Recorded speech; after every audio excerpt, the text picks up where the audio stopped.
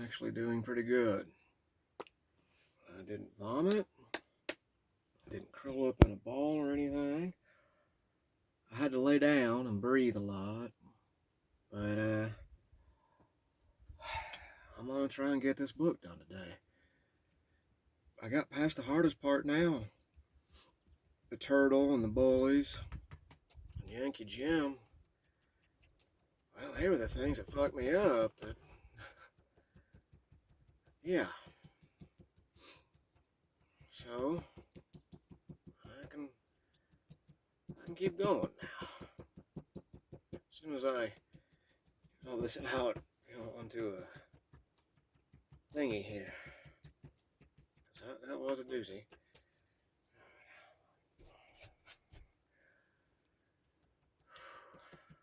That was a doozy. But I got it out. I honestly think I am a firm believer of things happen how they're supposed to. And sitting in this tiny house, sweating my ass off, reading this, it kind of is like a sweat lodge healing story thingy. So yeah, you go with it. Because you don't have any other choice. Do that or give up. I ain't gonna give up. So. Okay. Okay. Let's sit you over there for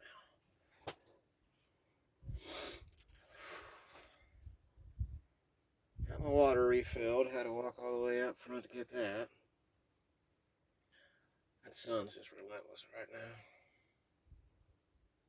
That is what it is.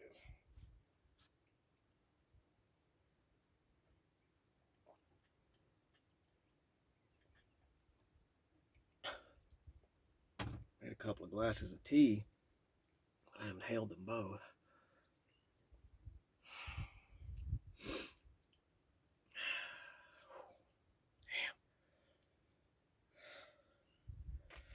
Damn. I think I'm all Bon Jovi. I'm halfway there. Living on a prayer.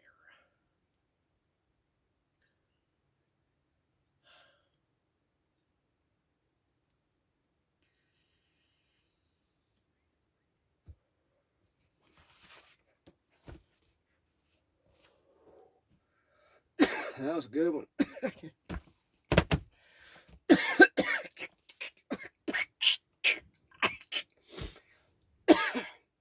That's not tea, that's hot chocolate.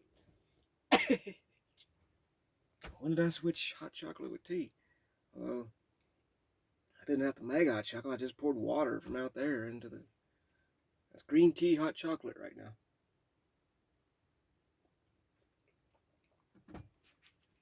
When it's this hot out here, that ain't that bad.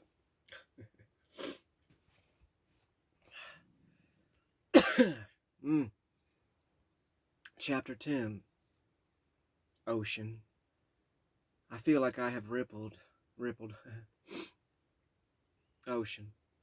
I feel like I have ripped through the lid of my coffin, then pulled, twisted, and crawled my way up and out of the grave on a dark, cold, rainy night. Finally breaking the surface, I take a breath of air I thought I would never find again and want to whisper, I've finally made it out. But I know I am clinging to the edge of that dark hole. The dark hole I just escaped with trembling fingers. They're clinging to life. All I want to do is rest my head on the earth and sleep. But I know you have to completely crawl out of your grave, or it will pull you back in. With bloody, cramping fingers, I keep crawling over the cold, wet ground and crawl away one painful inch at a time. As I look up, I can see my friends and loved ones standing in the distance, and I want to cry out, help me, please, please help me. But I put my head back down in the cold, lonely mud and keep crawling.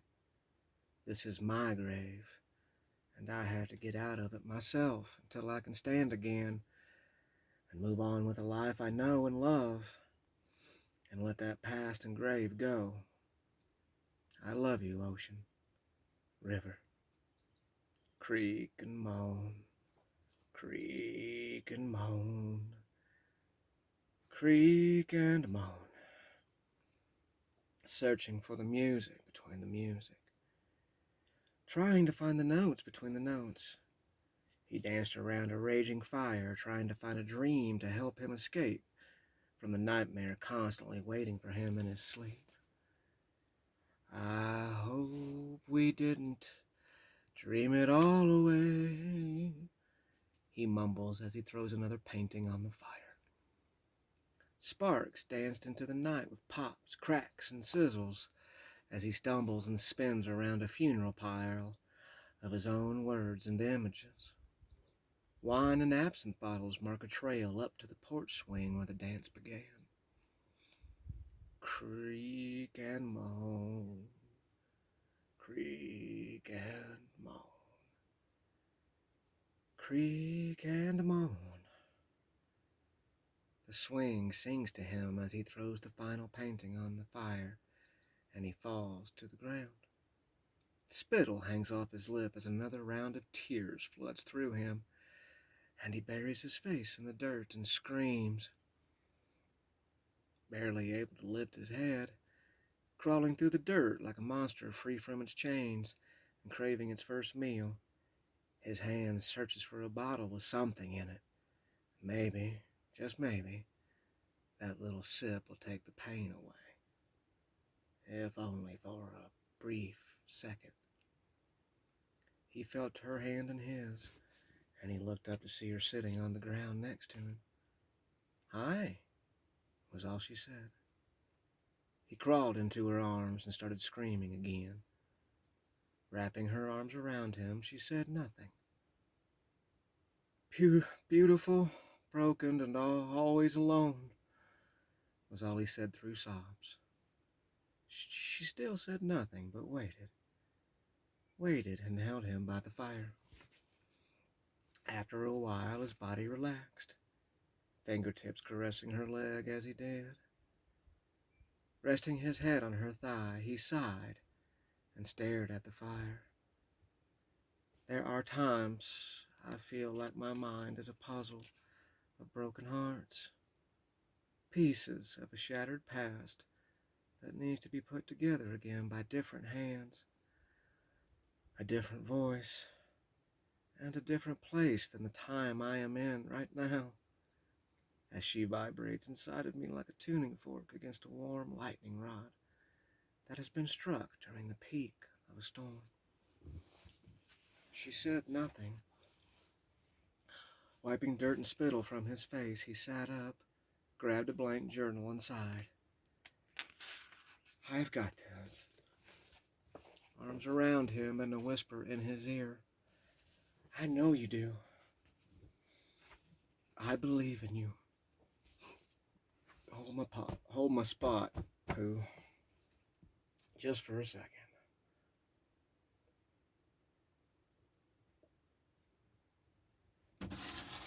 Alright, next time, just make tea or chocolate. Ugh.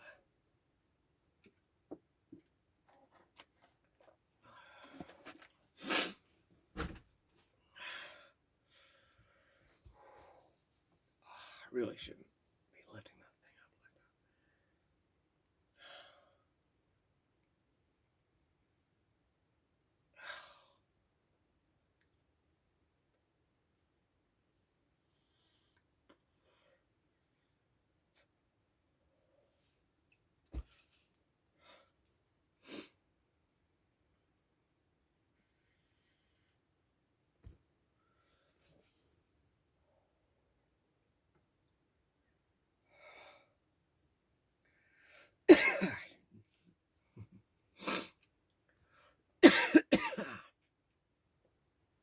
Ow.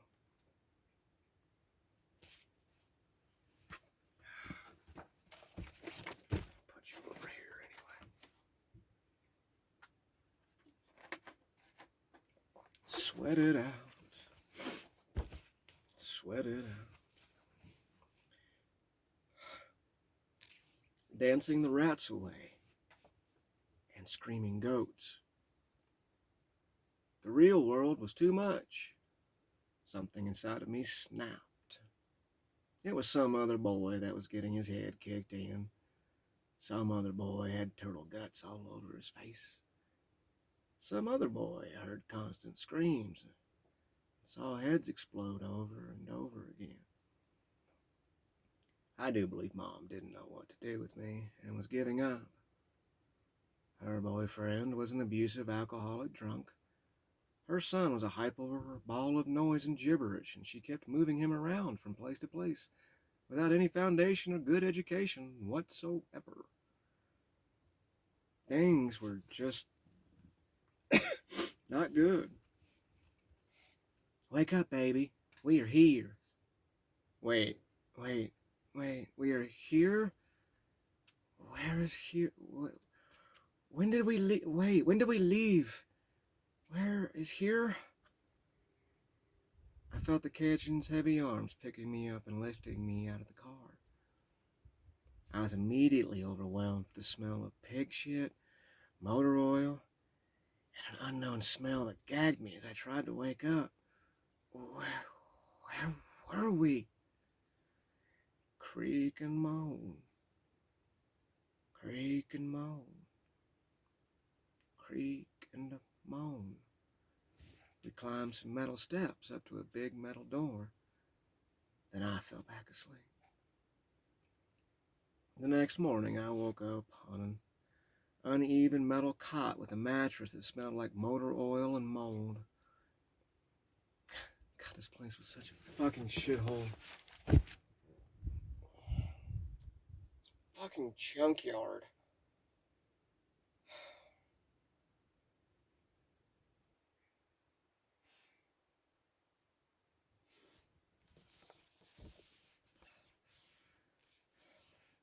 I looked around and I was in a small kitchen. The walls were concrete blocks and the floor was a mud-stained yellow linoleum. I got up to pee and the bathroom looked like a room that you washed off livestock after you killed it. It was all cold cement with a floor that loped down to a drain in the center of the room. There was a dirty toilet in the corner and a small shower next to it. As I emptied my bladder, I heard scurrying around in the ceiling above. Where in the hell are we? There was another room with a bed and a dresser. But Mom and the Cajun were not there. I walked outside onto a rickety metal balcony and again was immediately hit with that heavy odor of pig shit, motor oil, and that gagging smell I couldn't place. Creak and moan, creak and moan, creak and moan. I walked down the steps onto a greasy gravel driveway, and there were mountains of crushed cars everywhere. I looked to my right, and there was a 3-car auto garage. And from out of nowhere came this crushing guitar sound and the bark of a muffler as a gorgeous dark gold Mustang came rolling out of one of the carports. Sitting behind the wheel with a big smile on his face and his head bouncing to the music was a 16 or 17-year-old kid. He was as dark as the polished black leather seats he was sitting on. He had a 3-inch afro on his head, and it looked wet like he had just climbed out of the shower. His nose, my God, his nose was so big it looked like someone put a pear on his face where his nose should have been. His teeth were white as clouds, and his smile was so genuine and real lit up. It lit up his face as he sat behind the wheel and air guitar to the music. Aldo Nova! Yeah! He screamed over the music as he banged his head harder with a more enthusiastic air guitar. Having no idea what an Aldo Nova was, I grinned back and nodded in approval as I air guitared with him. He climbed out of the car and wiped a spot on the hood with a rag that he grabbed from his back pocket. He then does this bouncing dance slide move up next to me. He elbows me in the ribs as he grins and says, "Beauty, huh?" Still grinning, I agreed. Name is Marcel. He grabbed my hand and shook it. I returned the handshake. We walked around the car, and he told me all about it with beaming pride in his voice. Always moving with that bouncing, dancing slide move, like he was listening to some cool jazz inside of him. He would walk away, stop, look at his car, then slide back to me, giving me a gentle nudge with his elbow. Then with a nod of his head and that grin, he would say something like it was the most important thing in the world. The cloud-like smile never leaving his face. He was awesome. I said, where are we? Grin, head bob, and gentle elbow to the ribs. My mom and dad's place. I run the auto garage. I graduate high school this year, and then it will be mine.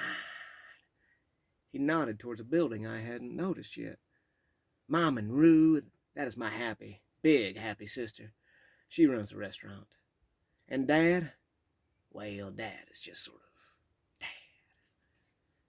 Dad. I don't suppose you've seen my mom? Marcel nodded towards the restaurant. Go get something to eat. Rue will try and fatten you up like her. Just dance it off. Smile and an elbow. I gotta get back to work. See you around. He danced back into the garage as I headed towards the restaurant. The restaurant was a boring, square red building with absolutely incredible and wonderful smells coming from it. Even though the outside smelled like a stockyard and a diesel tank, the food inside the restaurant smelled like heaven, and my stomach sang a chorus of praises as I walked inside. Mom was behind the bar, working in a small kitchen. Working next to her was a very heavy black woman with bright red lipstick and a pink E.T. Phone Home t-shirt. E.T. was reaching out with his red finger to enormous boobs. The Cajun was sitting at the bar, drinking what looked like a Bloody Mary and a Lone Star beer at the same time. He always poured salt in both those fucking Bloody Marys and the beers. God, I hate that fucking man. He is a fucking... Oh, he's just...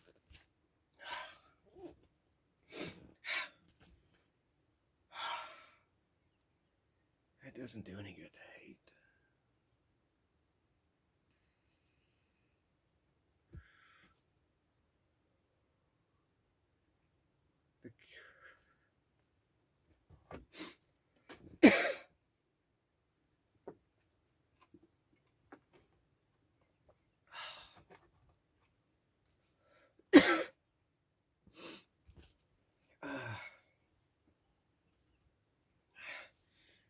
Beside him was a black man about the size of the woman behind the bar, and a very beautiful older black woman dressed in an elegant blue silk dress. Mom smiled at me as she tried to keep up with the E.T. lady who was dancing circles around her. Go have a seat. I will bring you some breakfast. Kool and the Gang Celebration was playing on the jukebox as I sat down at the nearest table, and the E.T. woman came out with a big plate of food for me. She had a smile exactly like Marcel and had her own little way of dancing and walking. Hers was more like a rhythmic move and wiggle as her large breasts bounced with their own rhythm as she walked towards me.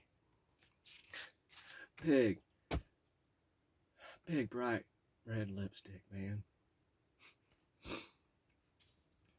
Snapping her fingers. She was always snapping her fingers. I couldn't take my eyes off her shirt as E.T. pointed at her breast and moved around like jello during an earthquake. Hey, white sugar. I'm Rue, she said with a heavy Cajun accent. She set the plate on the table, stood next to me, snapped her fingers, bounced, and then bumped her hips into me.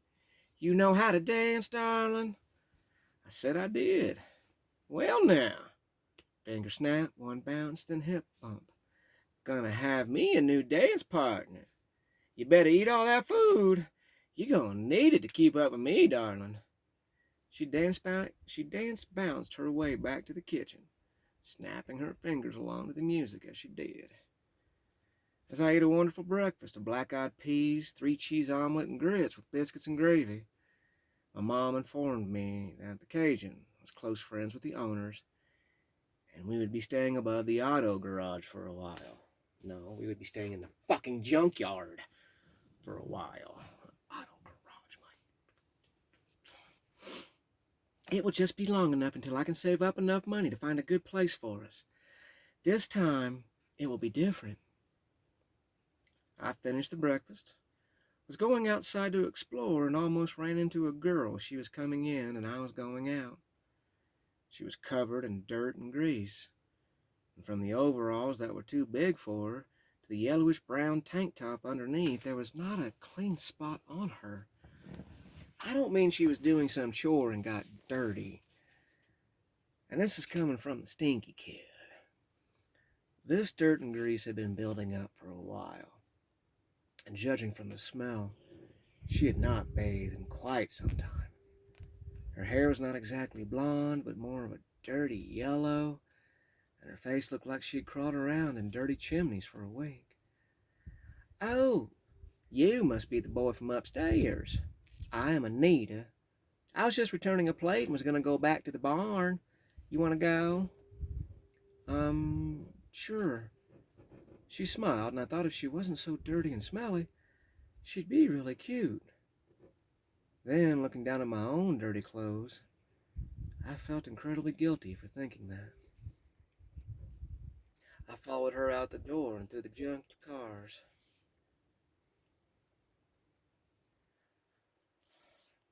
It was faster to just go this way. We would have to go all the way around if we took the road.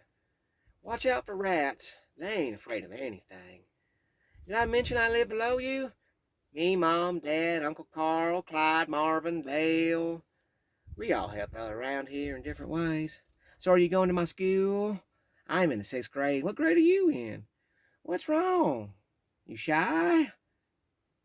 What I wanted to tell her was she didn't give me time to respond to anything. Instead, I just mumbled, fifth grade.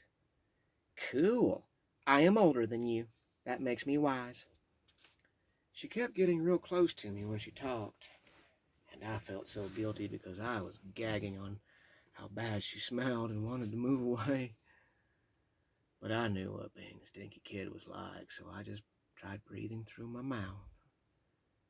All of your family lives downstairs? I asked. Sure do. Wow, that is a lot of people for a small space. She just kept smiling. Nah, we get by just fine. She kept talking as we walked. I stopped trying to answer or add to the conversation, and I just walked with her. The deeper we went into the jungle, the stronger that strange smell was. God, it was horrible. I actually preferred to smell Anita over whatever that thing was. There was this gut-wrenching, childlike gurgling scream that kept getting louder the closer we got to the barn. I froze in my tracks. That sound was horrible, and I could feel my own screams begin again. The smell, it was so horrendous. I could taste it on my teeth, and it sent a shiver through my bones. Anita must have saw the look on my face because she stopped and said, "Oh yeah, that. Those are goats being slaughtered." What? I asked. Casper, that is the big guy that owns everything. He runs an illegal goat killing field back here. There are people from Africa and the Caribbean or something like that, and they like killing their goats a certain way. I can't remember if it is their religion or what, but it is illegal because it's kind of cruel how they do it. That scream and that smell. My feet wouldn't go any further, and I just kept staring at her, and then back the way we came. I wanted to run, but there was really nowhere to run to.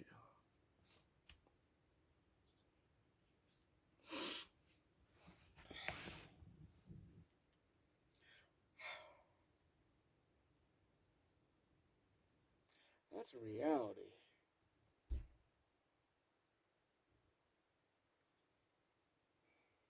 It hurts when you truly realize where you were in your life. And there was really nowhere to run to.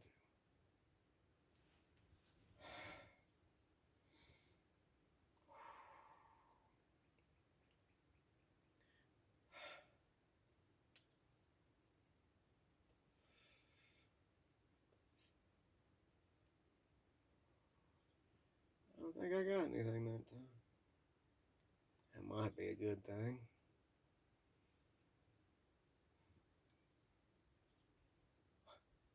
These things are supposed to last 2 weeks, but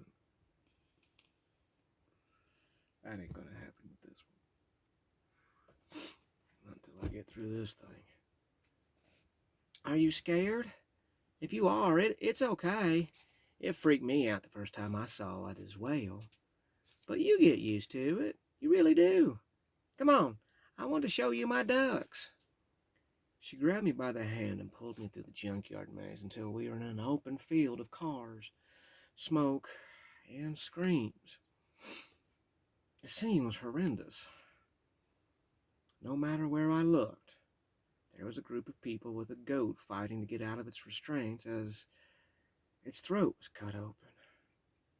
I looked over to my right, and 3 men were struggling with a large black horned goat that they were trying to put up on the back of a tailgate. The goat would not give up, and they couldn't hold it. It hit the ground with a loud thud and an even louder scream. The man gave up on the tailgate idea, and one of them grabbed a long, sharp knife and fell on top of the goat. He stabbed the knife into the goat's neck and started digging at the meat. There was this gurgling, choking scream that sounded like a child being tortured underwater, and blood went everywhere. The man then grabbed the goat, picked it up, and put it on the tailgate. Another man held a green Tupperware bowl under the throat. The man with the knife ignored the goat's screams and kept cutting away as meat dropped into the bowl. I couldn't look away as the goat twitched and looked right at me as that gurgling scream kept getting worse. I tried to close my eyes, but there was this terrifying scream in my head. And then Yankee Jim was looking at me as he opened his mouth, and Graham the turtle started crawling out. I opened my eyes again, and with the goat still alive, they threw it on this massive fire with other goats on it. The goats kept screaming their gurgling cries. They were burned alive, and I could not look away. Anita started pulling me away from the carnage into the barn. You will get used to it. Come on. Then there was nothing. I never did get used to it.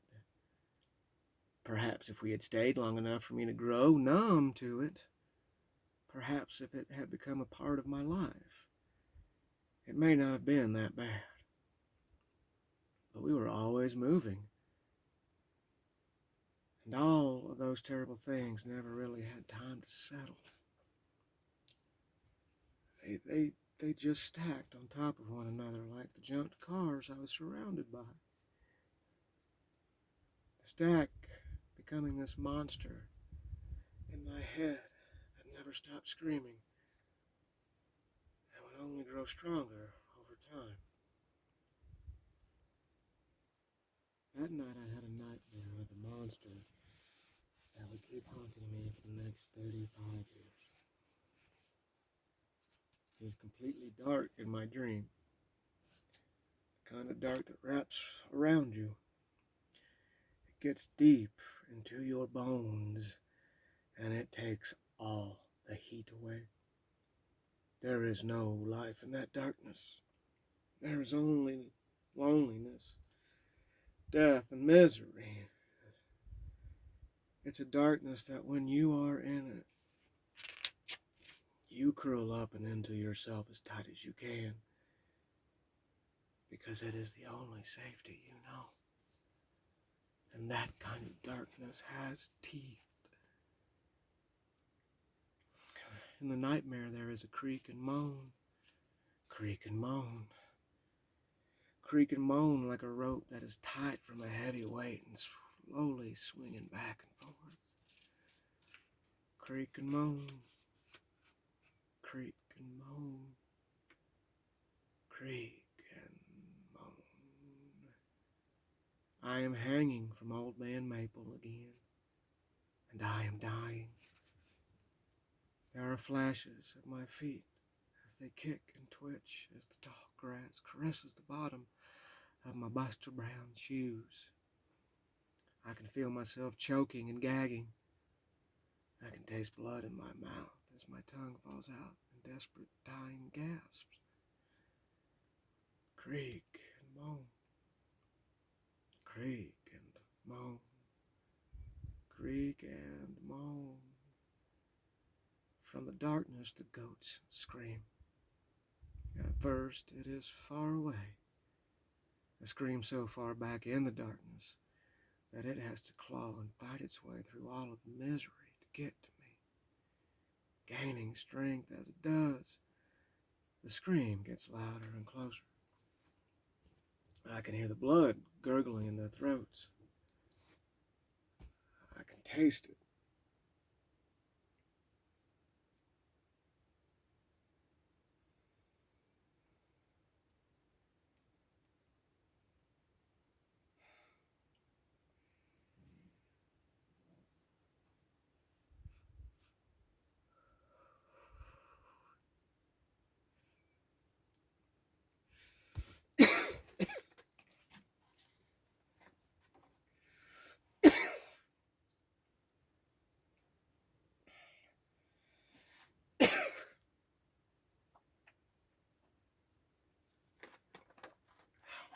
God, I hate this fucking place.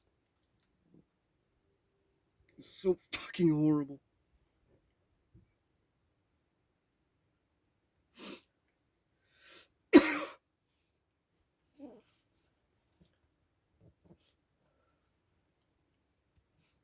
I watch my legs kick even more as piss runs down my leg and falls in the tall grass.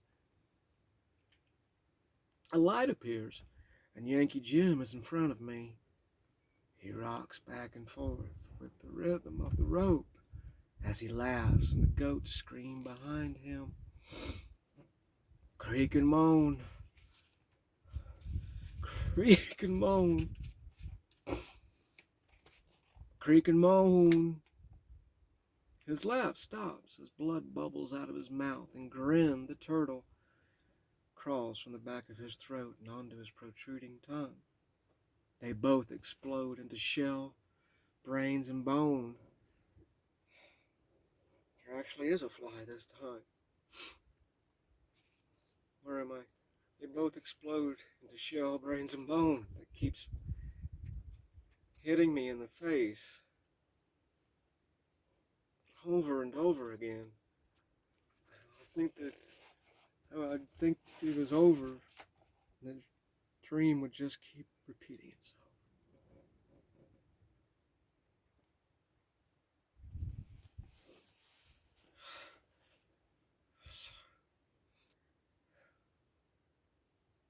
I scream, and I scream, and I scream.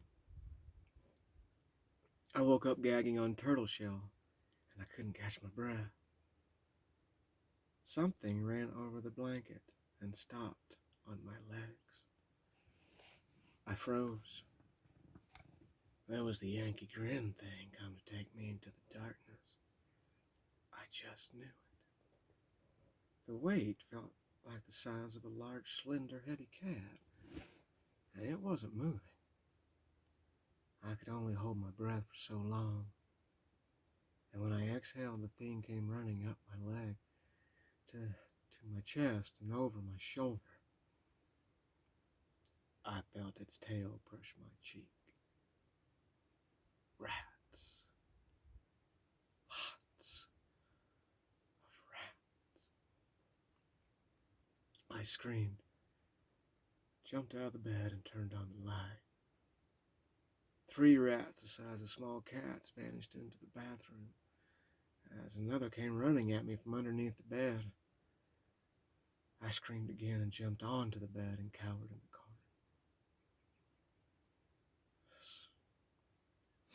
Several hours later, when Mom and the Cajun got home from the bar, that is where they found me, curled up in a ball, rocking back and forth, staring at the floor. "Well, we can try and kill them," said Casper. The only way I knew that is what he said is because someone told me. His Cajun was so bayou deep that I couldn't understand a single thing he said. "Yeah, we can try. Well, it's a junkyard. Junkyards have rats." They did try. I heard the trap go off every night, and the death rattle scream of a rat dying in it. Did you know rats eat their dead? And I would hear them, and I would wake up to a devoured corpse in a trap, and more rats that night. There were always more rats. And that was that. We were living with rats in Texas, which are fucking huge, in a junkyard. As a kid.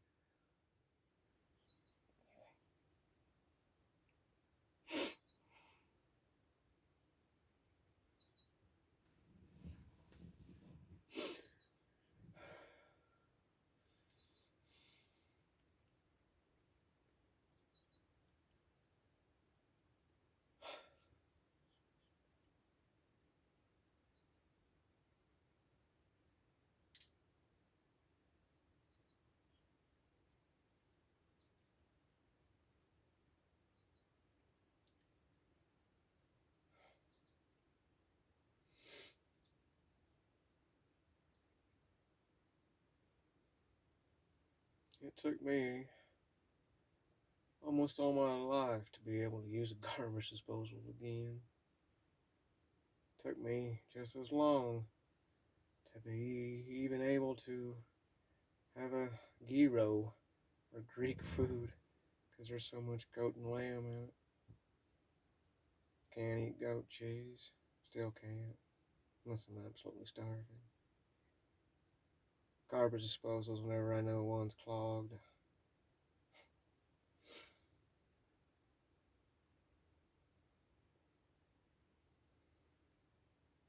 Loud noises and banging doors make me twitch, which makes it really hard to associate with people in life who don't have those problems. And rats. I still hate rats. I live out in the desert.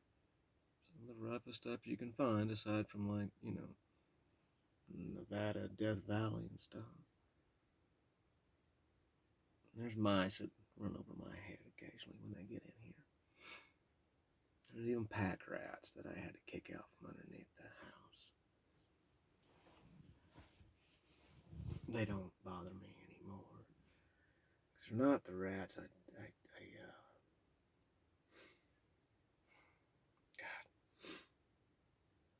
I've washed these blankets every day after I've done these readings and sweated.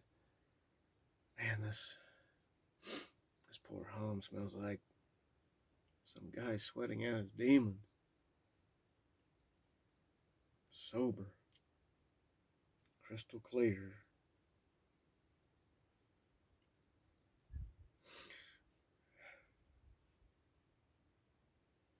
I can't, even in the book, we lived in a junkyard. And those rats ran over me every fucking night. And those goats, and that smell, they were always killing them back there. It never stopped.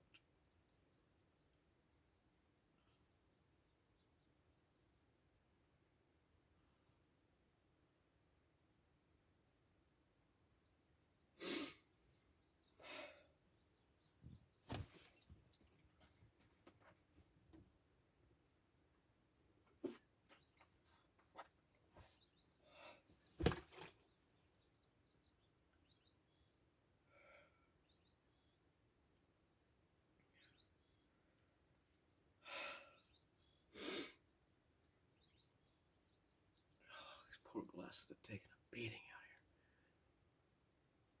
here. The desert either cures you or kills you. And sometimes while it's curing you, it feels like it's fucking killing you. It really does. But when you get through this stuff, and you make it through, you are stronger. Thing is, you gotta make it through it. A lot of people can't.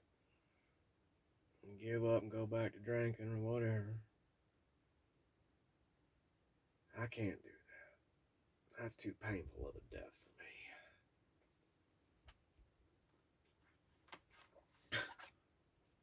me. Everybody wants a good death. Nobody wants a horrible, painful death. Anyway, where am I? Oh yeah, rats are running over me. School was a new nightmare. Since I constantly talked to myself and made weird noises, I had created this true bubble of stay away from me. The kids in the class were fine with me being alone and crazy, and I was fine with them leaving me the hell alone and calling me weirdo and shooting spit wads or shooting me with staples and rubber bands. The problem was the bus and gym class. In Texas schools, football is God. If your boy can play football, he can pretty much do whatever he wants with a boys will be boys mentality. Billy Binky was that boy in the 5th grade. Very handsome and the apple of everyone's eye. Why, Billy Binky had 2 incredibly good talents. First, the kid really could throw a football. And the second thing was that he knew this fact. And he was great at being a dick about it. My first day of school, I walked on the bus and into Billy Binky's radar. I walked down the aisle. Billy stuck his foot out and sent me tumbling to the dirty bus floor. That's standard. The bus broke out in laughter as I picked myself up and sat as far away from Binky as possible. I let out a deep sigh and put my head down. Same thing in every school. Be careful, I heard a very tiny voice say from the seat across the aisle. There was a boy even smaller than me crouched down behind his seat looking at me. You don't want him to pay attention to you. It can get bad. That is Billy Binky, the quarterback. I giggled at the name. Just a little. You really wouldn't have noticed unless you were looking for it. Or if you were used to people laughing at your name and know what that little smirk was when you saw it. I looked up the aisle to see Billy staring at me with a look of pure hatred on his face. Oh, shit.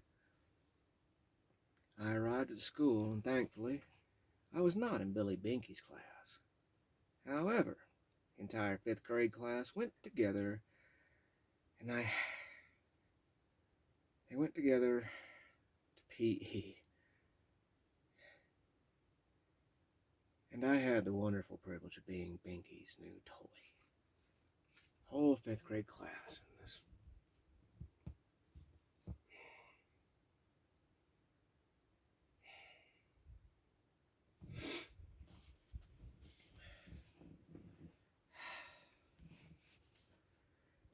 We did a 10-minute run around the track, and then it was a free-for-all of separating into cliques and doing some sort of physical activity as the teacher coaches kept half an eye on everyone and just talked about sports. There's too many fucking kids to do any kind of structure.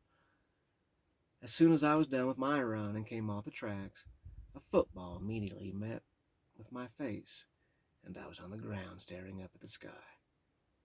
Billy and his crew stood over me and laughed. "Nice catch, freak." He spun the football on his finger and kicked me in the chest. Every day I tried to stay out of his sight, but he always found me. He even started making bets with his buddies on which body parts of mine he could hit. The best I could do was keep him in the corner of my eye and not stare exactly at him. When I would see his arm throw the football, I would wait until the ball almost hit me, then put my hand up and stop it. I admit that was not the best idea. I wanted it to look cool. I wanted it to look like I didn't really care and couldn't be bothered with actually acknowledging the ball and the idiot that threw it. But Billy really could throw, and that ball hurt like hell when it hit my hand. Tired of my hand feeling like it was holding angry bees, I actually learned to turn and catch the ball. Then, never looking at Billy, I would drop it to the ground and walk away. Now, in the movies, the teacher coaches would have saw me, knew I was something special, even though I was from a rough childhood, and Billy and I would be partners on the team. Rich and poor meet, and we become one. We would bond in a friendship that would climax in the big game when Billy threw me the football and I caught the winning touchdown pass. In the real world, it pissed Billy off, and he got bored with the target game and moved on to something else. I wish he would have kept throwing the football at me. I was always writing stories about the rats, and I must have dropped one, and Billy found it. It was a rainy morning when I climbed on the bus. I was greeted with more than the normal amount of snickers than usual. I sat down and started reading my book. Something hit my leg and snapped, and I screamed and jumped out of my seat. I looked down to see a rat trap at my feet. The bus burst into laughter. The driver told me to sit back down. Billy Binky had found his new fun.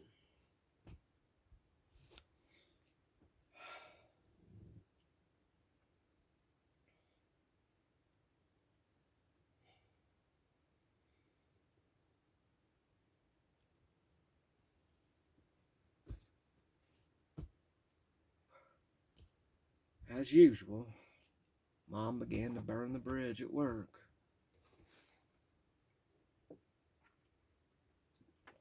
Every fucking time.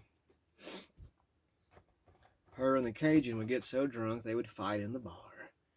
And if Mom wasn't fighting him, she was fighting anyone looking at her the wrong way. And when they got home from fighting at the bar, they fought at home about fighting at the bar. That Cajun fucking hated me. And I'd sit in that other room and that man would just yell at my mom about how horrible the kid I fucking was. On and on and on. It was just a matter of time before we would be leaving, and I couldn't wait for it. I wanted to keep moving now. It was just so much easier that way. Just keep moving forward. Just keep moving. Watching your past vanish in the rear view window and looking at the road ahead, hoping things will get better. It was a song I understood very well, and I enjoyed singing it. The only happiness came from Marcel and Rue. As soon as I got off the bus, I would sit at the garage and wait for Marcel to arrive in his car. He would pull in with the radio blaring and his head banging. He'd throw me that jazz smile, climb out of the car, then slide over, give me an elbow and say, "Hey, you kid." He was great to be around. Even though I didn't like cars very much, I was addicted to Marcel's energy, love, and enthusiasm for them. He felt right at home among the grease and metal and was proud of it. The Mustang was only his most recent baby. Behind the garage were 13 different cars he had rescued from the junk pile and rebuilt. All of them had a story and its own music that he loved sharing with me. like finding bones in a magical graveyard. Hey, check this out. He held up a cassette. Got a new band, Def Leppard. He cranked the volume, and from out of the speaker bellowed a deep German voice. Unter Glieben Glocken Globen. There was a cowbell, a great guitar riff, and then a guy singing about pyromania. Marcel, it was a happy moment, man.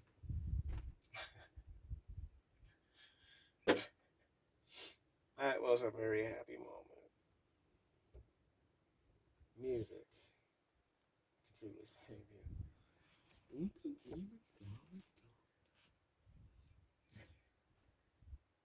Marcel came sliding out of the car next to me, and we air guitared together as my rock and roll muscles got a little bit stronger.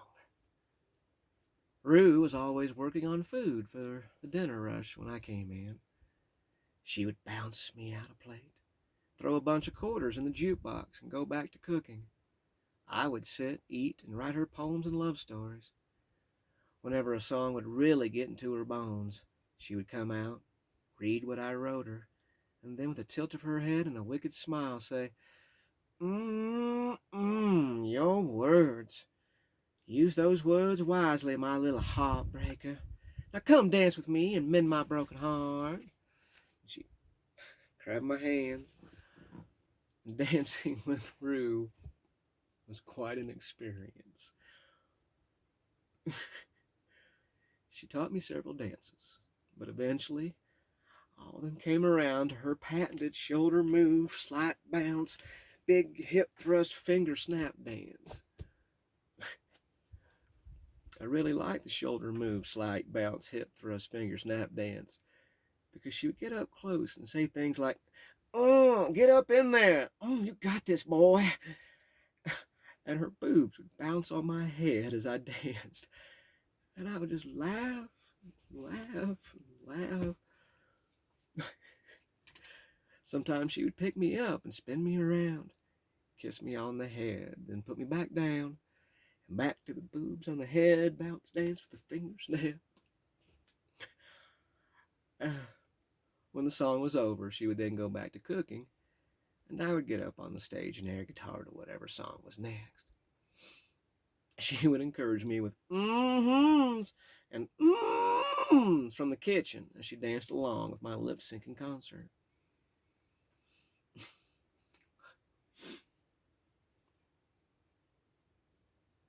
Got a walnut in my tooth.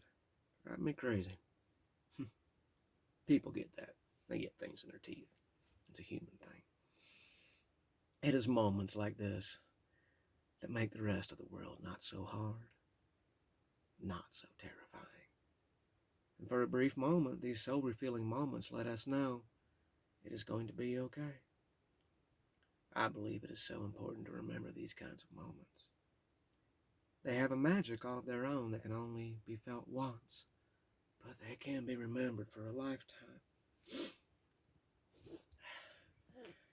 Creak and moan. Creak and moan. Creak and moan. I heard Mom and the Cajun stomping and yelling up the stairs as the rats jumped off of me and scurried back to their holes. Damn it.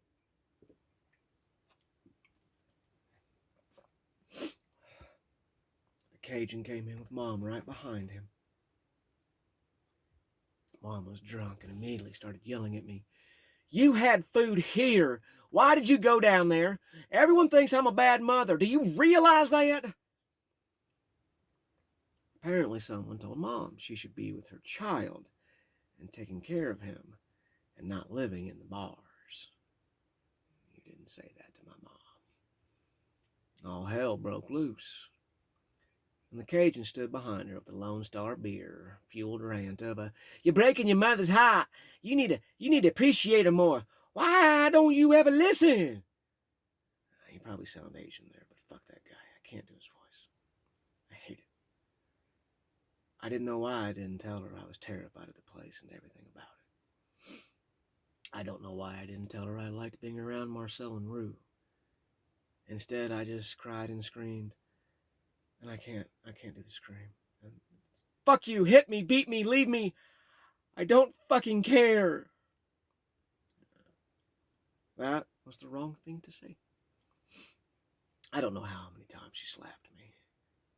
And it wasn't really hard, and Mom never really hit me before. I mean, if she did, she never hit me hard. But those hands sent me back to everything that happened. Yankee Jim, Grin the Turtle, the bullies, all of it.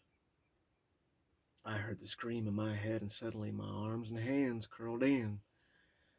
And there was that feeling of slowly being choked.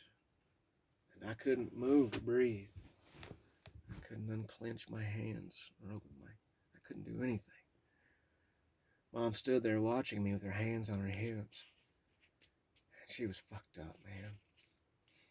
I just kept trying to breathe and trying to use my useless fingers to get my other useless fingers to unclench. You are fine. I didn't hit you that hard. Stop faking and sniveling and just go to bed. It seemed like an eternity before my hands worked again. I laid underneath the blankets, curled up in a ball as rats ran over me, while Mom and the Cajun fought in the other room. The next morning, I climbed on the bus with no sleep and eyes full of tears.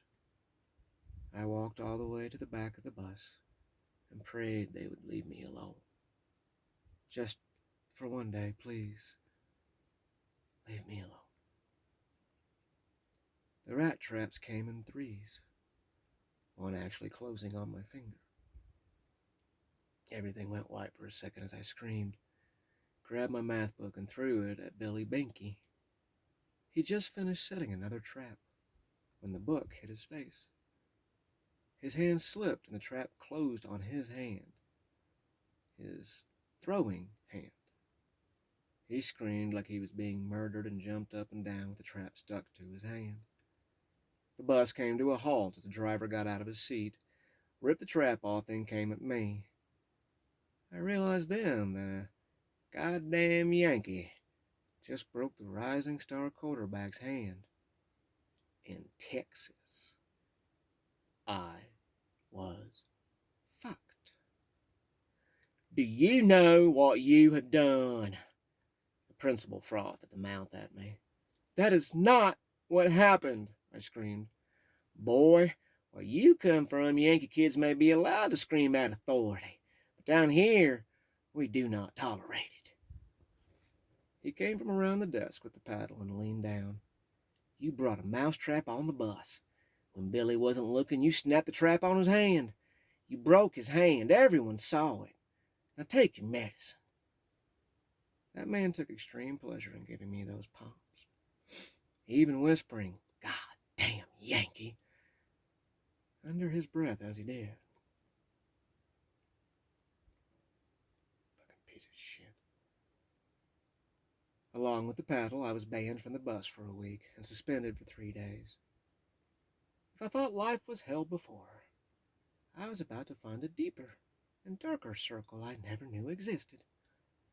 At home, afraid to sleep and feeling what little life I had left was falling apart, I walked through the junkyard with the distant sound of goats screaming as my soundtrack. I wasn't allowed to go to Marcel's or the restaurant. I either had to stay in the apartment or wander around the junkyard or play with Anita. I didn't want to be near anybody. I found a comfortable car that wasn't too dirty and spent my time daydreaming and writing. Eventually, Marcel found me. He wouldn't say anything about what I was doing. He would just slide up with that smile, leave a plate of food and a soda, and then slide away.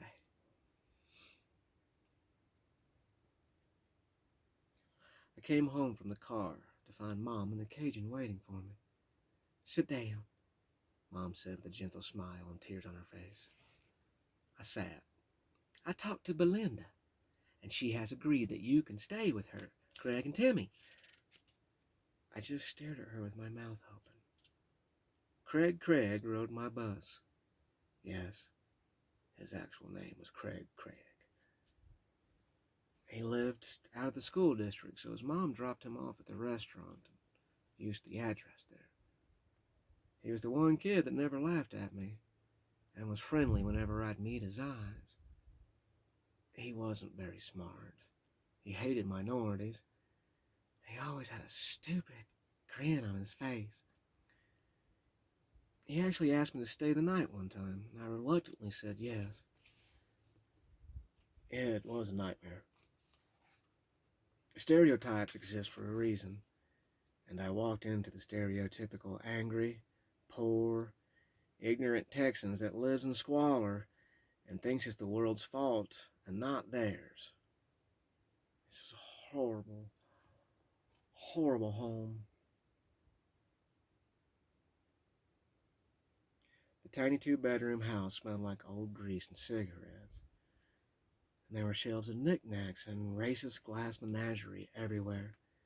Black children eating watermelon with big lips, signs that read, "No niggers," little clay figurines of black people hanging from trees, a hand-painted banner that read, "South shall rise again," and it's completely misspelled, draped one wall, and gun after gun after gun filled every space not taken by racist memorabilia. His mom was a short, obese woman that walked like an angry, toothless ogre. She weighed well over 300 pounds, and her tiny legs could barely hold her weight. Her teeth were gone, and she constantly sucked on her gums as big black eyes bulged with strain from trying to breathe. She was always like that. She never, ever bathed, and had this horrible odor of sweat, fat, tobacco, and Craig's dad was the exact opposite of her. His hair and beard were fire red, and he stood well over 6 feet tall. A skinny man with a constant angry look on his face. His ritual was to come home from work and immediately start drinking and tell his wife and kids just how much he hated them. Oh, and he would constantly squeeze the head of his dick through his pants for emphasis. They had a Labrador they kept on a very short chain in the dirt. The doghouse had his name painted with pride in the same handwriting as the banner. Negarbabi. Nigger baby. "You know why we call him Nigger baby?" Craig asked, his heavy Texas accent and a big old grin on his face, making the comment horrific and hysterical at the same time. I just shook my head no. "'Cause he hates niggers!" I didn't want to get in a fight about how bad that was, so I just kept quiet and suffered through the night, making a note to never ever stay the night again. I looked at Mom in horror. "I have to leave? I just..." I remember this.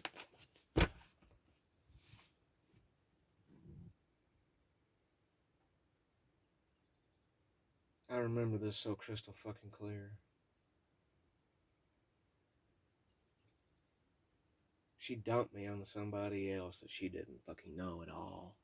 Not one single fucking bit. And looked at me and said, "I have to have time to get my life together." That fucking Cajun was sitting right fucking next to her with the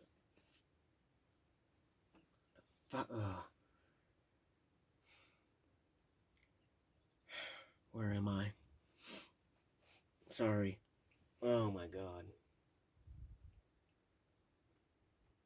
I'll never forget that.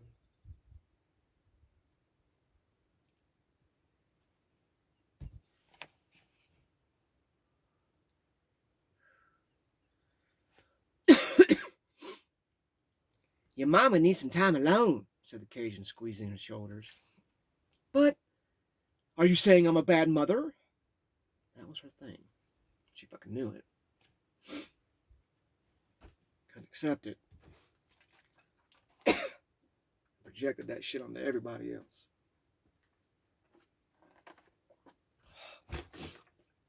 Oh, this is so fun to relive this sober. I can also now remember how drunk Mom was, too. I sighed. I am giving you a friend to play with. The one friend you have actually made in, well, God knows how long. Did you lie about him being a friend? Don't you lie to me. I just took a deep breath and gave up. I knew it was no use. We had this conversation so much I knew the outcome. Once again, Mom was dropping me off with someone. And this time I wasn't really sure if I would ever see her again.